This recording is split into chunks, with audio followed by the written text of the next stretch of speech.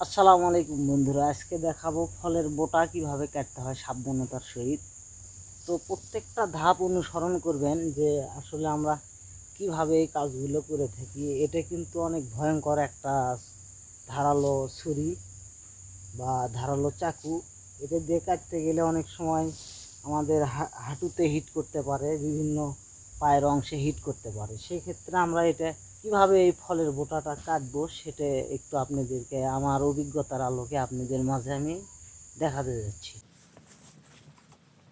এই হুকটা দিয়ে প্রথমে এইভাবে আমরা ধরবো যাতে এই ফলটা নড়াচড়া না করে।